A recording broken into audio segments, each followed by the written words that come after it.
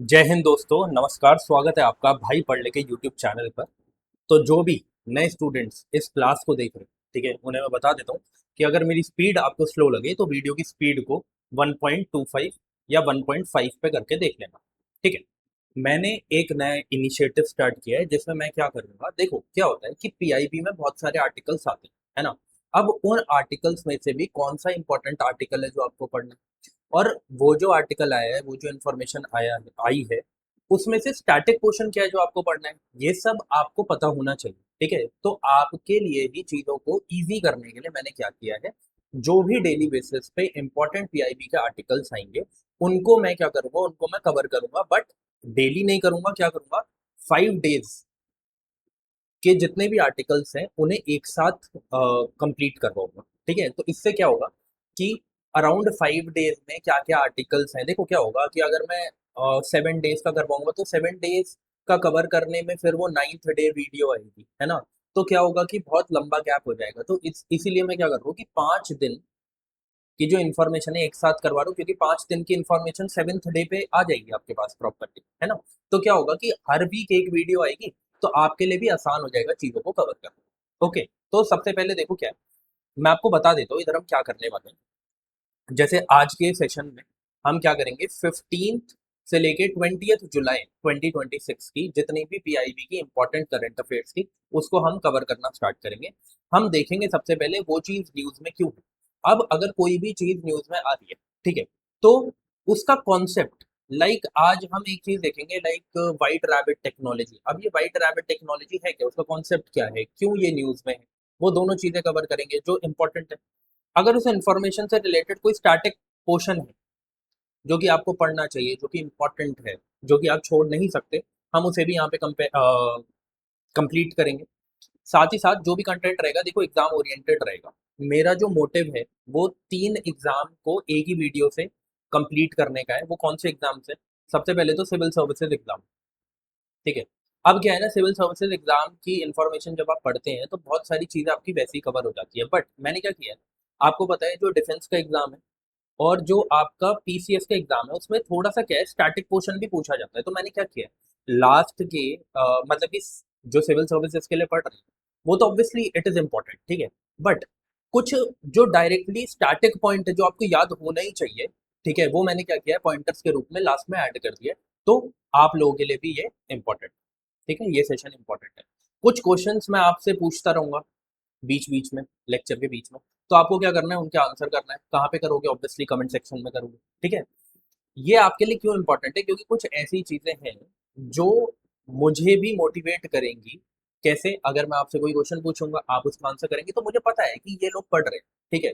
तो मुझे भी मोटिवेशन मिलता है ना। बाकी आपको वीडियो पसंद आएगी तो वीडियो को लाइक कर देना और आगे भी शेयर कर देना। अब देखो जरा, सबसे पहले 15 से शुरू कर रहे हैं। ठीक है। इसको डेट को मत देखना, ठीक है, ज्यादा, क्योंकि मैंने क्या किया है कि अगर 15 को कोई पॉइंटर है जो इंपॉर्टेंट है, जो सिर्फ स्टैटिक पार्ट है, उसे लास्ट में शिफ्ट कर दिया। ठीक है। पर पहले पहले मैंने सिर्फ इंपॉर्टेंट इन्फॉर्मेशन को रखा है। ठीक है। अब क्या है कि रिसेंटली कैबिनेट ने अप्रूव करी है मोबाइल फोन मैन्युफैक्चरिंग स्कीम। अब क्या है कि आपको ये पता होना चाहिए कि ये मोबाइल फोन मैन्युफैक्चरिंग स्कीम है क्या, है ना। अगर आपको ये नहीं पता, आप रट के जा रहे हो जी 2026 में आई थी, 5 साल के लिए आई थी, बट आपको पता ही नहीं है उसका एसेंस क्या है, क्यों इंपॉर्टेंट थी, क्यों लेके आए, तो फिर फायदा क्या है उस चीज को पढ़ने का, है ना। तो देखो, 5 साल की ये स्कीम है, फाइनेंशियल ईयर 2026-27 में से लाया गया, मीन्स इस साल लाया गया, एंड 2030-31 का जो फाइनेंशियल ईयर है तब तक ये स्कीम रन करेगी। ठीक है। इस इनिशिएटिव के थ्रू क्या ऑब्जेक्टिव को पूरा करने की कोशिश करी जा रही है। तो हमारा जो ऑब्जेक्टिव है वो ये है कि आपको पता है आज के टाइम पे देखो, जितने भी आप फोन यूज कर रहे हो, मेनली मैक्सिमम लोग जो फोन यूज करते हैं, आईफोन हो गया, लावा तो नहीं, क्या नाम है उसका, ओप्पो हो गया, वीवो हो गया, है ना, यही सारे यूज करते हैं। अब आप देखो क्या ये कंपनीज इंडियन है, ऑब्वियसली नहीं, ये सारी कंपनीज बाहर की है। अब आप देखो हमारे इंडिया की इतनी पॉपुलेशन है, इतना बड़ा हमारा जो इंडिया है ना, एक मार्केट प्लेस की तरह काम करता है। ठीक है। तो ऐसा होना चाहिए कि लोकल ब्रांड्स जो है या इंडिजीनियसली जो फोन बन रहे हैं, ठीक है, वो हमारे देश में बिकने चाहिए। इससे क्या होगा, हमारी इकोनॉमी को फायदा होगा। तो ऐसा ही करने के लिए इंडियन गवर्नमेंट ने इस इनिशिएटिव को लॉन्च किया है, इस स्कीम को लॉन्च किया है, जिसमें लोकल ब्रांड्स को हेल्प किया जाएगा और डोमेस्टिक वैल्यू एडिशन उस पर्टिकुलर फोन में करी जाए ज्यादा से ज्यादा, ताकि हमारी लोकल इंडस्ट्रीज को हेल्प मिले। तो उसके लिए ये इनिशिएटिव है, ठीक है। अब इसमें क्या क्या होगा, क्या क्या नहीं होगा, वो अभी हम नीचे देख लेंगे।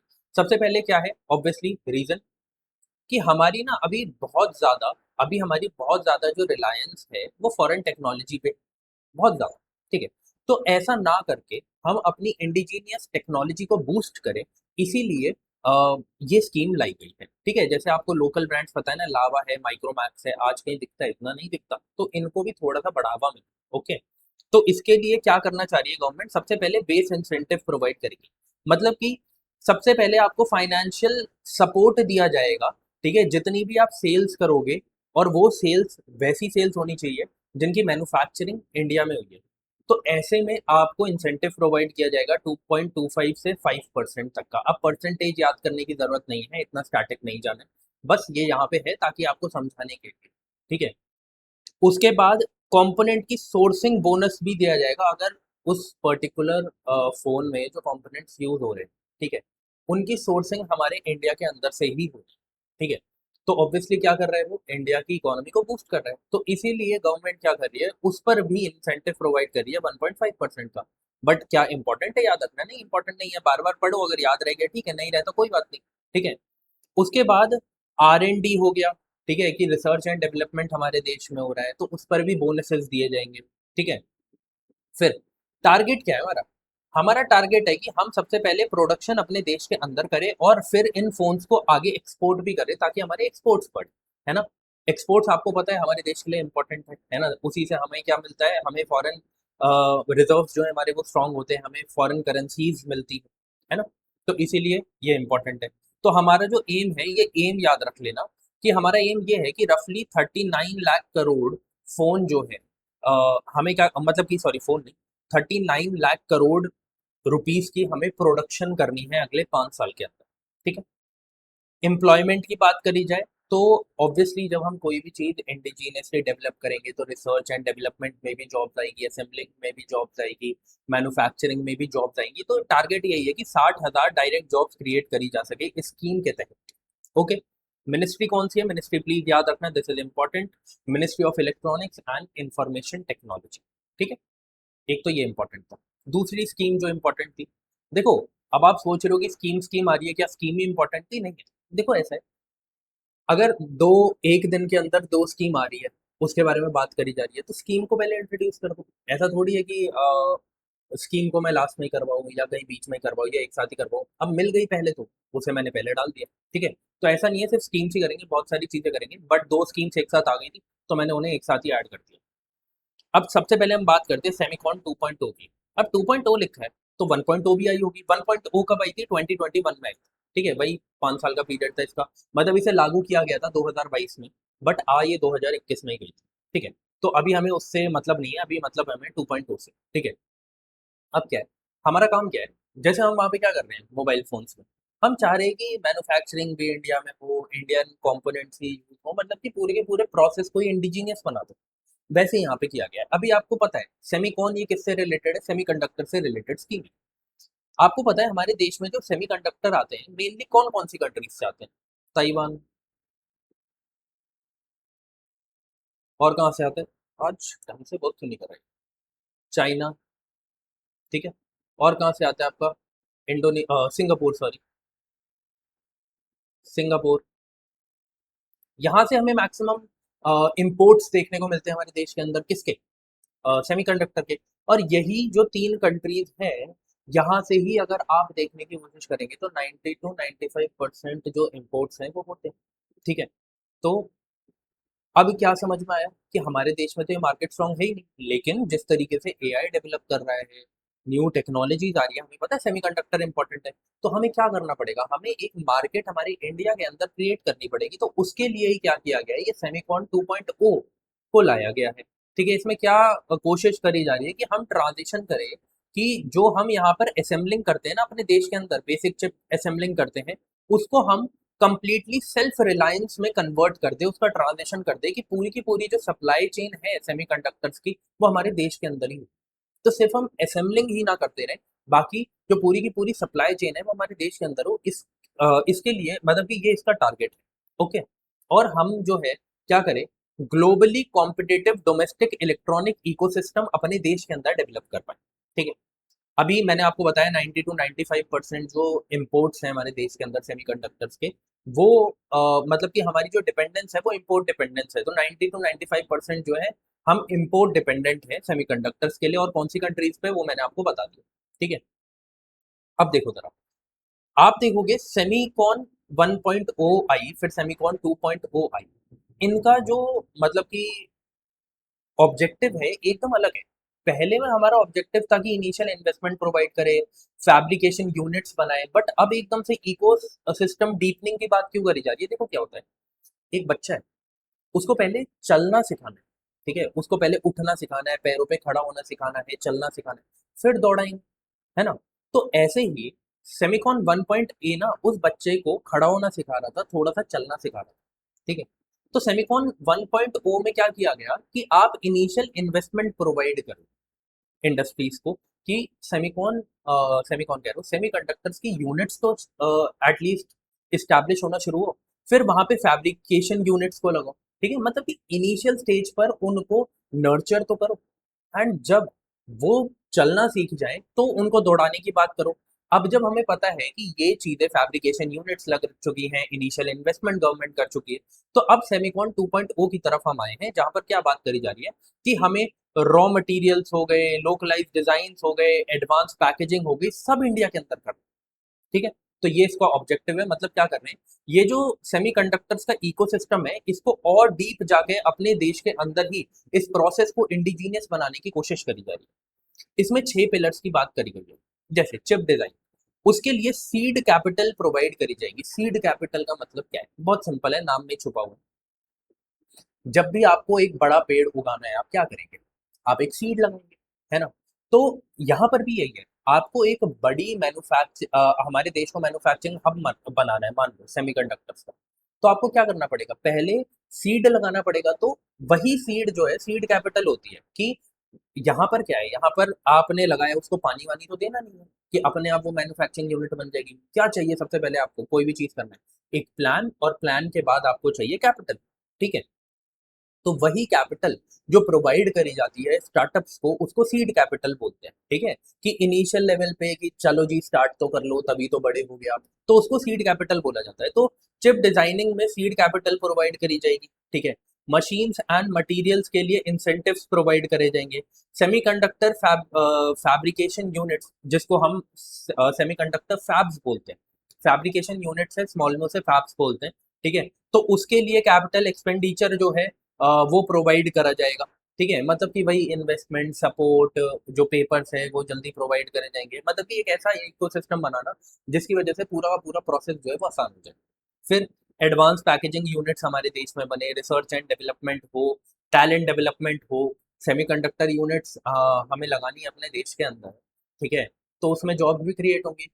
अब एक आदमी जो या फिर एक महिला जो, जिसको इसके बारे में नॉलेज ही नहीं है, वो कैसे वहां पे जाके काम करेगी या काम करेगा?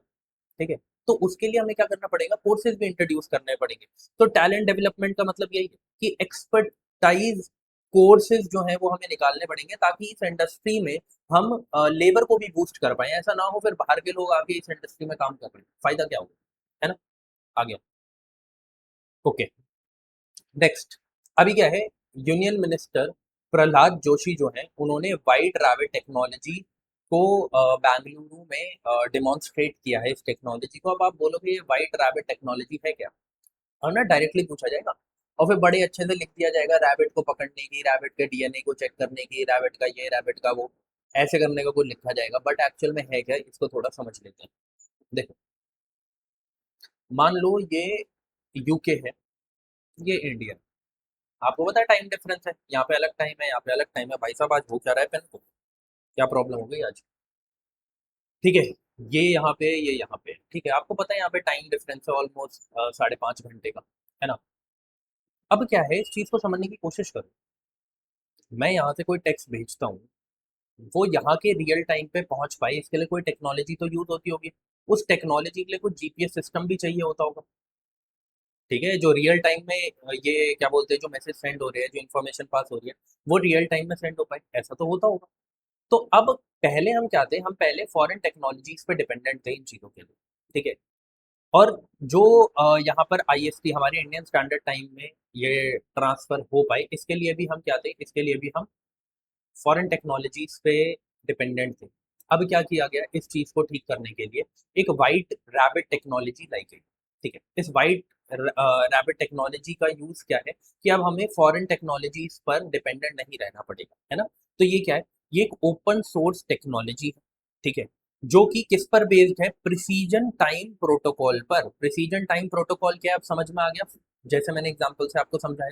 इसमें क्या किया जाता है, जो भी नेटवर्क्स हैं उसको, उसमें जो डेटा ट्रांसफर हो रहा है, ठीक है, उसको सिंक्रोनाइज किया जाता है क्लॉक्स के साथ, इंटरनेशनल क्लॉक्स के साथ, ठीक है। जैसे यहाँ का टाइम अलग है, यहाँ का टाइम अलग है, तो कुछ अगर मैं डेटा ट्रांसफर कर रहा हूँ तो टाइम तो सिंक्रोनाइज होना चाहिए ना, ठीक है। तो उसी के लिए ये वाइट रैबिट टेक्नोलॉजी लाई गई है। बट याद रखना है किस पर बेस्ड है, प्रिसीजन टाइम प्रोटोकॉल पे। प्रिसीजन टाइम प्रोटोकॉल पे, किस प्रोटोकॉल पे बेस्ड है, प्रिसीजन टाइम प्रोटोकॉल पे, ठीक है। ये आपको ये चीज याद रखनी है कि इंडिया ने इस टेक्नोलॉजी को अडॉप्ट क्यों किया है, इसलिए अडॉप्ट किया है क्योंकि ताकि हम जो भी डेटा है, जो भी मतलब कि ये जो प्रोटोकॉल है, ये इंडिजीनियसली डेवलप कर पाए और हमारा अपना इंडियन स्टैंडर्ड टाइम के हिसाब से एक टेक्नोलॉजी वर्क करे। पहले हम फॉरेन जीपीएस नेटवर्क्स पर डिपेंडेंट थे, ठीक है। तो ये चीज है, बस इतना आपको याद रखना है और कुछ भी नहीं है, ठीक है। हाँ, इसको बनाया किसने, CERN ने, ठीक है, European organisation for nuclear research. Okay, आगे बढ़ते हैं। किसको, हमारे देश वाली को नहीं, जो रैबिट वाइट रैबिट टेक्नोलॉजी है, इसको स्टार्ट किसने किया था, उन्होंने किया था, बट अभी हमारे देश में बनाई, ठीक है। आगे बढ़ते हैं। ओके, अब देखो जरा, यहाँ पर क्या है कि एक परिवर्तन स्कीम को लॉन्च किया गया है। ये स्कीम ऐसी है ना, इसके बारे में बहुत कुछ नहीं पढ़ना, बस आपको आइडिया होना चाहिए परिवर्तन स्कीम है क्या, तो मैंने इसलिए बस इसे ऐड किया, ठीक है। अब देखो क्या है, यहाँ पर क्या है कि अब चलो फॉर एन एग्जाम्पल से समझाता हूँ, है ना, ये लिखा पढ़ी तो आप खुद भी पढ़ सकते हो, है ना, यहाँ पे टेलीग्राम चैनल पे पीडीएफ देखते हो, बट समझते हैं क्यों ऐसा किया जा रहा है। पहले के जो ट्रक्स हैं, बसेस हैं, ठीक है, किसी भी कंपनी की, आपको पता है यूजुअली ये अभी क्या है कि बहुत ज़्यादा पॉल्यूशन क्रिएट करती है, बहुत ज़्यादा पॉल्यूशन क्रिएट करती है, ठीक। अब क्या है, इस पॉल्यूशन को कम तो करना है, अब क्या किया जा सकता है कि ये जो है, यही कंपनी इन ट्रक्स को लेके जाए और इसमें न्यू इंजन्स को और न्यू टेक्नोलॉजीज को इंट्रोड्यूस करे और वापस इसे फिर रोड पे लाया जा सके, ठीक है। अब न्यू टेक्नोलॉजीज क्या है, जैसे BS6 के इंजन्स आ जाएं, या फिर इनको इलेक्ट्रिक व्हीकल में कन्वर्ट कर दिया जाए, ऐसे कुछ काम करे जा सकते हैं, है ना।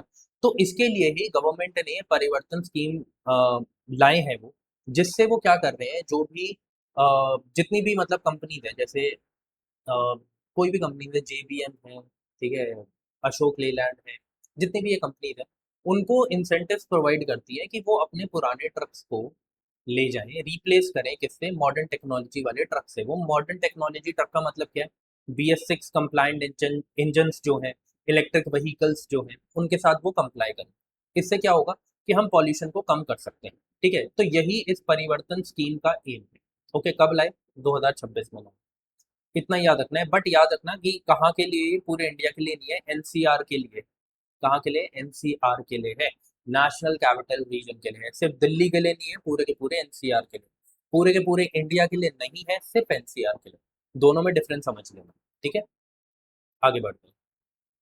अब इसकी तो आपने बहुत वीडियोस भी देख ही ली होगी इंस्टाग्राम पे, है ना, इंस्टाग्राम पे आप मुझे फॉलो कर सकते हैं यहाँ पे, ठीक है। तो क्या है कि इसमें क्या है कि इंडिया की पहली हाइड्रोजन पावर ट्रेन जो है, उसे रिसेंटली फ्लैग ऑफ किया गया, ठीक है। अब हमें पढ़ना क्यों इंपॉर्टेंट है, दो चीजें हैं इसके अंदर। स्टैटिक डेटा पढ़ना चाहोगे तो स्टैटिक डेटा ये है कि जिंद सोनीपत रूट इन हरियाणा में इसको पहली बार फ्लैग ऑफ किया गया, ये तो PCS डिफेंस के लिए इट इज वेरी इंपॉर्टेंट, ठीक है। बट सिविल सर्विसेज के लिए और बाकी सारे एग्जाम्स के लिए क्या इंपॉर्टेंट है, आपको पता होना चाहिए कि हाइड्रोजन पावर ट्रेन है क्या, क्या आउटपुट में क्या आ रहा है, क्यों हम इसका यूज कर रहे हैं। ठीक है, तो आपको ये याद रखना है कि जो हाइड्रोजन पावर ट्रेन है इसमें क्या किया जाता है, इसमें एक प्रोटॉन एक्सचेंज मेम्ब्रेन होती है। क्या होती है? Proton exchange membrane. ठीक है, इसके अंदर क्या किया जाता है, इसके अंदर हाइड्रोजन गैस को यूज किया जाता है एज अ फ्यूल। ठीक है, अब फ्यूल को जलने के लिए कुछ तो चाहिए भाई, ऑक्सीजन तो चाहिए। तो जो एटमॉस्फेयर में ऑक्सीजन है ना, उसको उसका और जब हाइड्रोजन गैस का कंबशन होता है तो वहां से इलेक्ट्रिसिटी जनरेट होती है। ठीक है, तो जब इलेक्ट्रिसिटी जनरेट होती है तो उससे ट्रेन की जो इलेक्ट्रिक मोटर है वो वर्क करना स्टार्ट करती है और फिर ट्रेन रन करती है। बट आपको पता है जैसे व्हीकल्स होते हैं उनके एग्जॉस्ट से कुछ धुआं निकलता है, उसमें बहुत सारी गैसेज होती है, सल्फर डाइऑक्साइड, नाइट्रोजन ऑक्साइड्स, बहुत सारी गैसेज होती है। बट यहाँ पे बाई प्रोडक्ट में क्या निकलता है, यहाँ पे बाई प्रोडक्ट में निकलती है दो चीजें, एक निकलता है वाटर वेपर और एक निकलती है हीट। एक क्या निकलती है? हीट। ठीक है, एक निकलती है हीट। अब क्या है कि वाटर वेपर जो है आपको पता है कि ये क्या नहीं करता, ये कोई भी ये एक पॉल्यूटेंट नहीं है, पर ये एक और चीज है जो कि गलत है, जो कि प्रॉब्लमेटिक है, दैट इज जीएचजी।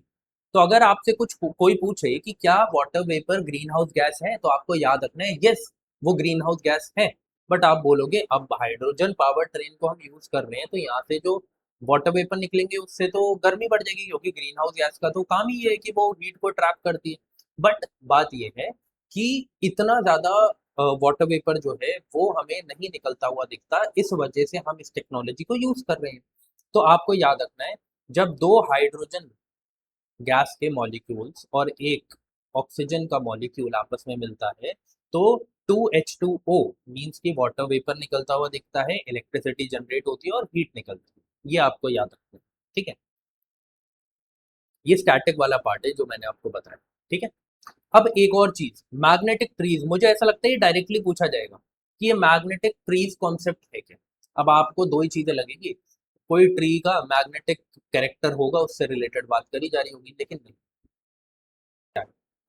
ये सन है, सन से रिलेटेड है। ये बोला गया है कि जो सन का अपर एटमॉस्फेयर है, जो सन का अपर एटमॉस्फेयर है वो और मतलब कि 3000 किलोमीटर अगर आप नीचे जाएंगे तो वो बोला गया है वो आपस में कनेक्टेड है, वो आपस में कनेक्टेड है।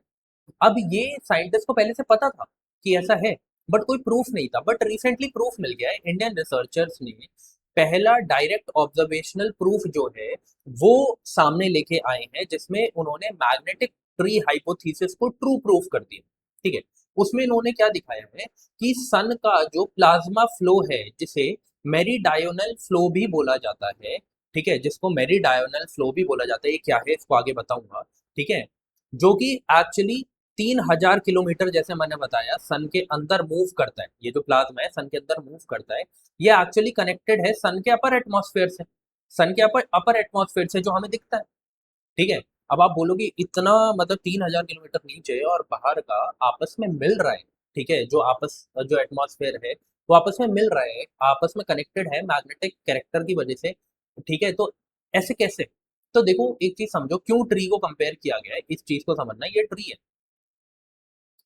ट्री की ब्रांचेस होती हैं, आपको पता है ट्री की ब्रांचेस होती हैं,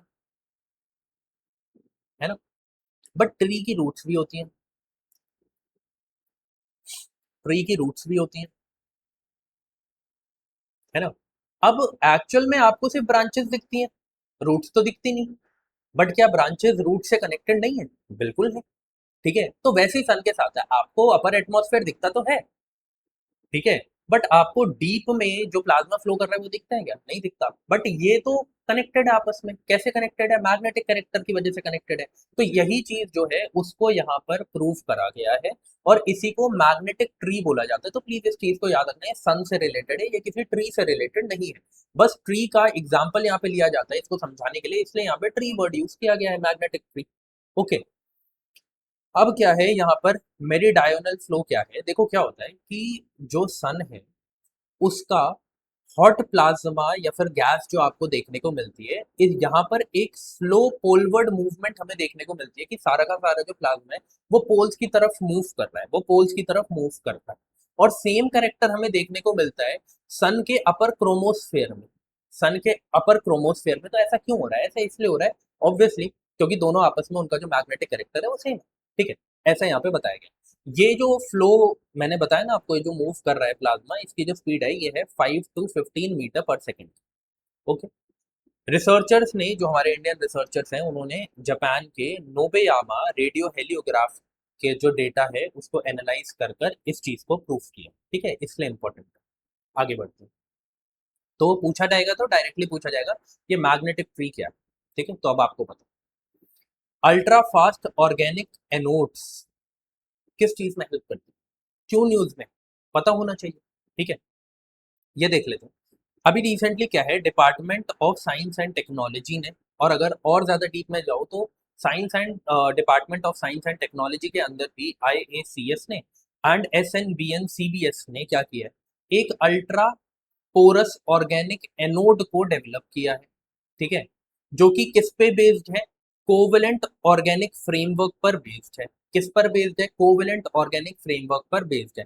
मैंने अगर ये चीज हाईलाइट करी है भैया, ये चीज आपको याद करनी है कि कोवेलेंट ऑर्गेनिक फ्रेमवर्क किससे रिलेटेड है, अल्ट्रा पोरस ऑर्गेनिक एनोड क्या है। मैं यहाँ पे आपको कॉन्सेप्ट समझा रहा हूँ, लेकिन जब आप इसे रिवाइज करेंगे, पीडीएफ को पढ़ के, पीडीएफ यहाँ अपलोड हो जाएगी, तो जब आप इसे रिवाइज करेंगे ना तो थिंग्स विल बिकम इजी। ठीक है, आपको समझ में आएगा, अच्छा अच्छा हाँ तब ये समझाया था, ये एग्जाम्पल दिया था, तो इससे ये चीज अब क्लियर। ठीक है, अब क्या है कि जब से ultra fast porous organic anode आई है, जिसमें कोवेलेंट ऑर्गेनिक फ्रेमवर्क को यूज किया जा रहा है, उसकी वजह से जो लिथियम आयन बैटरीज हैं और सोडियम आयन बैटरीज हैं, इन्हें रिचार्ज करने का टाइम क्या है और ज्यादा कम हो गया है। मतलब कि वो 1 मिनट के अंदर अब आप उसे 80% तक चार्ज कर सकते हैं, रिचार्ज कर सकते हैं। ठीक है, पहले बहुत टाइम लगता था, अब क्या है 1 मिनट के अंदर आप ऐसा कर सकते हैं। ठीक है, तो अब क्या है कि पहले ना सोडियम आयन बैटरीज के साथ प्रॉब्लम यही थी कि उनको चार्ज होने में बहुत टाइम लगता था। आपको देखो एक चीज पता होगा कि लिथियम आयन बैटरीज की बात करूं, इसके लिए हम डायरेक्टली किस पे डिपेंडेंट है, चाइना पे। ठीक है, मैक्सिमम इंपोर्ट्स हम कहां से करते हैं, चाइना से करते हैं। मतलब हमने क्या किया, हम कोल से, हम ऑयल से इंडिपेंडेंट होने के लिए एक न्यू टेक्नोलॉजी पे जाते हैं, और उस टेक्नोलॉजी की वजह से हम किसी और देश पे डिपेंडेंट हो जाते हैं। पहले हम मिडल ईस्ट पे थे, अब हम इधर हो गए। This is a problem. तो इस वजह से क्या है कि हमें कुछ ऐसा चाहिए था जिसकी वजह से हम क्या करें, इसको भी रिप्लेस करें। तो इसका एक ऑल्टरनेटिव है जो हम अपने देश में यूज कर सकते हैं, that is sodium ion batteries. ठीक है, सोडियम आयन बैटरीज। तो अब सोडियम आयन बैटरीज में प्रॉब्लम ये थी, एक तो इसकी ड्यूरेबिलिटी प्लस इसकी रिचार्जेबिलिटी। तो अब क्या है, जब से इस ultra fast porous organic anode को लाया गया है, ये इसकी एफिशिएंसी तो बढ़ा ही देती है, साथ ही साथ इसकी एफिशिएंसी भी बढ़ा देती है। तो अब जब सोडियम आयन बैटरीज की भी एफिशिएंसी बढ़ गई है, तो ये ड्यूरेबल भी हो गया है, ये वाएबल भी हो गया है। ठीक है, मतलब अब इसे हम यूज कर सकते हैं, अब हम इसे एज एन ऑल्टरनेटिव यूज कर सकते हैं लिथियम आयन बैटरीज का, ताकि हम इम्पोर्ट डिपेंडेंट कम हो। ठीक है, अब देखो क्या है, यही बोला गया है कि लिथियम और सोडियम आयंस जो है वो दोनों इस ऑर्गेनिक एनोड के थ्रू ट्रैवल कर सकते हैं, जिसकी वजह से जो बैटरीज है जल्दी रिचार्ज होती हैं। ठीक है, और इनकी जो परफॉर्मेंस है वो भी इंक्रीज हो गई है। सोडियम कंपैटिबिलिटी क्या लिखा गया, मतलब पहले तो लिथियम के साथ थी, अब सोडियम के साथ भी हो चुकी है। तो इस वजह से क्या है, अब हम सोडियम आयंस को भी जब इसके थ्रू ट्रैवल करवा सकते हैं, तो अब हमारे लिए ये cheaper cheaper sodium ion batteries जो है एक अच्छा ऑल्टरनेटिव बन सकती है, किसका, लिथियम आयन बैटरीज का।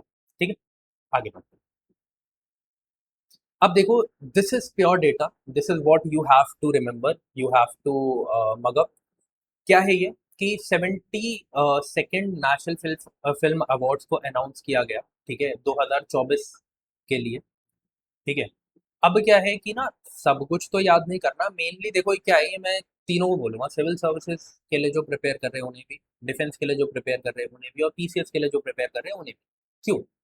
देखो आपको पता है सिविल सर्विसेज में भी अगर आप देखेंगे तो प्रीवियस ईयर पेपर में बहुत ही उल्ट पटांग क्वेश्चन कभी भी पूछ लेते हैं। ठीक है, जैसे मुझे याद है कि 2023 में आई गेस 95th से लेके 100 क्वेश्चन जो सेट का था, उसमें क्या है कि ऐसे क्वेश्चन पूछे गए, कभी स्पोर्ट्स से, कभी किसी से, कभी किसी से। तो यहाँ भी पूछे जा सकते हैं। फिल्म अवार्ड्स जो हैं वो भी पूछे जा सकते हैं। तो we have to be ready for everything. अब ये तो नहीं बोलूंगा कि सब कुछ मगअप करो, बट यार अगर न्यूज में आया एक डेटा एक साथ हमें मिल गया तो मगअप करो ना, क्यों नहीं कर रहे? ठीक है, तो ये नहीं कहूंगा कि बैठ के बस इसे रट्टे मारते रहो, पढ़ लो, दिमाग में रह जाता है। ठीक है, आर्टिकल 370 जो है मूवी, उसको best film feature film award मिला है। कार्तिक आर्यन है एंड ये मममूटी है, मुझे नहीं पता ये कौन है। ठीक है, इनको बेस्ट एक्टर का अवार्ड मिला है। यामी गौतम जो है उनको बेस्ट एक्ट्रेस का अवार्ड मिला है। ठीक है, रणदीप हुड्डा जो है उन्हें डायरेक्टोरियल डेब्यूट के लिए जो है, डेब्यू के लिए ये अवार्ड मिला है। तो ये चार ऊपर के याद रखना, बाकी इतना कुछ इंपॉर्टेंट नहीं। ठीक है, आगे बढ़ते हैं। सबसे इम्पोर्टेंट आज का जो डेटा है वो यही है, विक्रम 1। क्यों? क्योंकि हमारे देश की पहली privately developed orbital class rocket को अभी रिसेंटली लॉन्च किया गया है। ठीक है, तो इसीलिए ये इम्पोर्टेंट है। ये प्राइवेट बात करी मैंने कि ये प्राइवेट है, तो किसने बनाया है? तो स्काई रूट एरोस्पेस। अब तो आपने बहुत बार करंट अफेयर्स में इनका नाम सुन लिया होगा, तो अब तो ये नया नाम नहीं है आपके लिए। बट ये हमारे मतलब कि देश का एक बहुत ही उभरता हुआ private space private space company है। ठीक है, जो हैदराबाद बेस्ड है, हैदराबाद में इनका हेडक्वार्टर है। ओके, इन्होंने रिसेंटली विक्रम 1 जो इनकी मेडन फ्लाइट थी, ठीक है, उसको रिसेंटली लॉन्च किया। इस मिशन का नाम क्या था? मिशन आगमन। मिशन आगमन कहाँ से इसे लॉन्च किया गया? श्री हरिकोटा में जो सतीश धवन स्पेस सेंटर है वहां से इसे लॉन्च किया गया। ये multi stage orbital launch vehicle है। Multi stage orbital launch vehicle का मतलब क्या है कि इसमें डिफरेंट टाइप ऑफ फ्यूल्स को यूज किया जा रहा है डिफरेंट स्टेजेस पर। डिफरेंट स्टेजेस पर आई डोंट नो आज क्या प्रॉब्लम हो रही है पेन टैब के साथ, but I look into it. तो क्या किया जा रहा है यहाँ पे, आप देखेंगे तो क्या किया जाता है, पहले एक स्टेज के फ्यूल को यूज किया जाता है, फिर दूसरी स्टेज के फ्यूल को यूज किया जाता है, फिर तीसरी स्टेज के फ्यूल को यूज किया जाता है, और ऐसी जितनी भी स्टेजेस हैं उसको यूज किया जाता है। ठीक है, यहाँ पे पहले तीन स्टेजेस जो हैं वो किसकी हैं? सॉलिड की, और लास्ट जो है वो है लिक्विड फ्यूल की। ठीक है, होता है कुछ ऐसे रॉकेट्स होते हैं जिसमें सिर्फ सॉलिड फ्यूल प्रपल्शन होता है। ठीक है, उसमें सिर्फ सॉलिड फ्यूल को यूज किया जाता है। कुछ ऐसे होते हैं जिसमें लिक्विड फ्यूल यूज किया जाता है। कुछ ऐसे होते हैं जिसमें क्रायोजेनिक फ्यूल को भी यूज किया जाता है। तो ये जो रॉकेट था इसमें दो फ्यूल्स को यूज किया जा रहा था, सॉलिड फ्यूल और लिक्विड फ्यूल को। ठीक है, यहाँ पे आप देखेंगे कि पहले तीन स्टेजेस में सॉलिड फ्यूल को यूज किया गया, और लास्ट की स्टेज में जो अपर स्टेज थी उसमें लिक्विड फ्यूल को यूज किया गया। ठीक है, ये क्यों किया जाता है? प्रोपल्शन के लिए किया जाता है। ठीक है, इसका जो इंजन है वो 3D प्रिंटेड इंजन है, प्लस जो इसका पूरा स्ट्रक्चर है पूरे के पूरे रॉकेट का, वो एक्चुअल में कार्बन फाइबर से बना हुआ है। इस वजह से it is very light compared, अगर आप उसे कंपेयर करेंगे दूसरे रॉकेट से तो। ठीक है, तो आपको याद रखना है कि लोअर अर्थ ऑर्बिट में ये 350 केजी का लोड जो है वो कैरी करके ले जा सकता है, एंड सन सिंक्रोनस ऑर्बिट्स में ये 290 केजी का लोड जो है वो लेकर फ्लाई कर सकता है। ठीक है, अब हमने ऐसा किया क्यों है? क्योंकि देखो क्या है कि आपको पता है जिस तरीके से नैनो सैटेलाइट्स की, माइक्रो सैटेलाइट्स की, मिनी सैटेलाइट्स की मांग बढ़ रही है कि इन्हें लॉन्च करना है, तो हम क्या कर सकते हैं? जो प्राइवेट स्पेस कंपनीज हैं ये क्या कर सकती हैं? ये पैसा कमा सकती है। इन्होंने ऐसा एक रॉकेट बना लिया विच इज सक्सेसफुल, तो ये क्या करेगी? बाहर की जो कंट्रीज है, बाहर की जो कंपनीज है जिन्हें सैटेलाइट लॉन्च करनी है, वो इनके थ्रू करेगी। तो इससे क्या होगा कि जो हमारा स्पेस स्पेस इकोनॉमी जो है हमारी वो बूस्ट करेगी। ठीक है, India has become the only third country in the world. पहली दो कौन सी है जी? फर्स्ट टू कौन सी है बताना जरा। फर्स्ट टू कौन सी है कमेंट सेक्शन में बताना। ठीक है, तो हम थर्ड कंट्री ऐसे बन चुके हैं जिन्होंने प्राइवेट ऑर्बिटल लॉन्च कैपेबिलिटी को डेवलप कर लिया। ठीक है, बस इतनी चीज आपको याद रखनी है, आगे बढ़ो। अब देखो, there is nothing in this information जो आपको मैं समझा पाऊँ। बस इसमें आपको याद क्या रखना है कि ये दो सौश्रुतम 2026 है, इसको न्यू दिल्ली में इनॉग्रेट किया है प्रेसिडेंट ऑफ इंडिया ने। मिनिस्ट्री ऑफ आयुष जो है वो इसको देख रहा है। ठीक है, उसके अंडर ये हो रहा है, कहाँ पे? All India institute of Ayurveda में, जो कि न्यू दिल्ली। ठीक है, जो कि न्यू दिल्ली। ठीक है, आगे बढ़ते हैं। थोड़ा सा स्टैटिक पोर्शन जो मैंने बताया था वो भी मैं आपको करवाऊंगा ही ऑब्वियसली। ठीक है। अब क्या है कि रिसेंटली प्राइम मिनिस्टर ने एक आर्टिकल शेयर किया था भारत टैक्स 2026 के ऊपर, बट वो इम्पोर्टेंट नहीं है। इम्पोर्टेंट क्या है कि ये भारत टैक्स 2026 है क्या और इसका एम क्या है। देखो, इसमें हमने क्या किया है, इंडिया ने एक ग्लोबल टेक्सटाइल एग्जीबिशन किया है जिसमें बहुत सारे देश के लोग आए। ठीक है। तो वो भारत टेक्स 2026 हुआ। ये कहाँ पे हुआ? न्यू दिल्ली में हुआ, भारत मंडपम में। ठीक है। किसने किया? एक तो भारत टेक्स ट्रेड फेडरेशन ने और मिनिस्ट्री ऑफ टेक्सटाइल ने। तो मिनिस्ट्री याद रखनी है। बस विजन, ये बहुत इंपॉर्टेंट है। विजन क्या है कि फार्म से फाइबर क्रिएट करना है, फाइबर से फैक्ट्री तक ले जाना है, फैक्ट्री से फैशन क्रिएट करना है, और फैशन क्रिएट करने के बाद फॉरेन तक ले जाना है। तो अब आपको समझ नहीं आया होगा ये क्या है, तो बता देते हैं। रॉ मटेरियल से लेके कैसे उसको एक फॉरेन प्रोडक्ट बनाना है, मतलब कि उसे फॉरेन सेल प्रोडक्ट बनाना है, वहां तक की जर्नी जो है इस भारत टेक्स 2026 में करी गई है। जैसे आपको पता है, फार्म से कोई चीज आई, उसको क्या किया, उसको फाइबर में कन्वर्ट किया गया, उसको फैक्ट्री ले जाया गया, उसे ट्रेंड में कन्वर्ट किया गया, ट्रेंड में कन्वर्ट हुआ तो फैशन बना, फैशन में कन्वर्ट हुआ तो अब उसकी सेल बढ़ी। ये इसका पूरा का पूरा विजन। आगे बढ़ते हैं। ताकि इंडिया को global manufacturing and sourcing hub बनाया जा सके, इसके लिए इस भारत टेक्स 2026 को लॉन्च किया गया था। लॉन्च किया मतलब कि करवाया गया है दिल्ली के अंदर। ओके। इनॉग्रेट किया गया है या एग्जीबिशन के तौर पे लाया गया है। ओके। अब ये सिर्फ और सिर्फ पीसीएस और डिफेंस वालों के लिए इंपॉर्टेंट है कि RSS@100 a century of service, unity and sacrifice, ये बुक किसने लॉन्च करी? वाइस प्रेसिडेंट CP राधाकृष्णन ने। इसके ऑथर कौन है? ऑथर इंपॉर्टेंट है, श्री श्याम जजू एंड श्री अनूप त्रिवेदी। ठीक है। ये बस ये याद रखना है। एक चीज याद रखनी है यहाँ पे, जो एक क्वेश्चन मेरा भी रहेगा आपके आपके लिए। जापान ओपन 2026 का टाइटल हुआ, किसने जीता? PV सिंधु ने जीता। किसके ऑपोजिशन में कौन था? ऑपोजिशन में कौन था ये मुझे आपको बताना, आपको मुझे बताना है, सॉरी, कमेंट सेक्शन के अंदर। ठीक है। आगे बढ़ते हैं। अभी क्या है, क्यों ये इंपॉर्टेंट है, क्यों मैंने इन्फॉर्मेशन ऐड करी है, बता देता हूँ। अभी ना वर्ल्ड का लार्जेस्ट कर्ड प्रोडक्शन प्लांट लगाया गया कलकत्ता के अंदर, कोलकाता के अंदर। ओके। किसने इसका भूमि पूजन किया, क्या किया, कुछ इंपॉर्टेंट नहीं है। बस याद रखना है, वर्ल्ड का लार्जेस्ट कर्ड प्रोडक्शन प्लांट कहाँ पे लगा? कोलकाता के अंदर लगा। कौन सी कंपनी का है वो? Amul Bengal dairy project. Amul Bengal dairy project के अंदर इस कर्ड प्रोडक्शन प्लांट को लगाया गया। बस इतना याद रखना है भाई। डिफेंस एंड पीसीएस वालों के लिए इंपॉर्टेंट है ये। ठीक है, कि कहाँ पे लगा है वर्ल्ड का largest. Last information of today's class. Recently आपको पता है कि एक इंटरनेशनल केमिस्ट्री ओलंपियाड हुआ था। ठीक है। कौन सा था? 58। ये भी डिफेंस एंड पीसीएस वालों के लिए इंपॉर्टेंट है।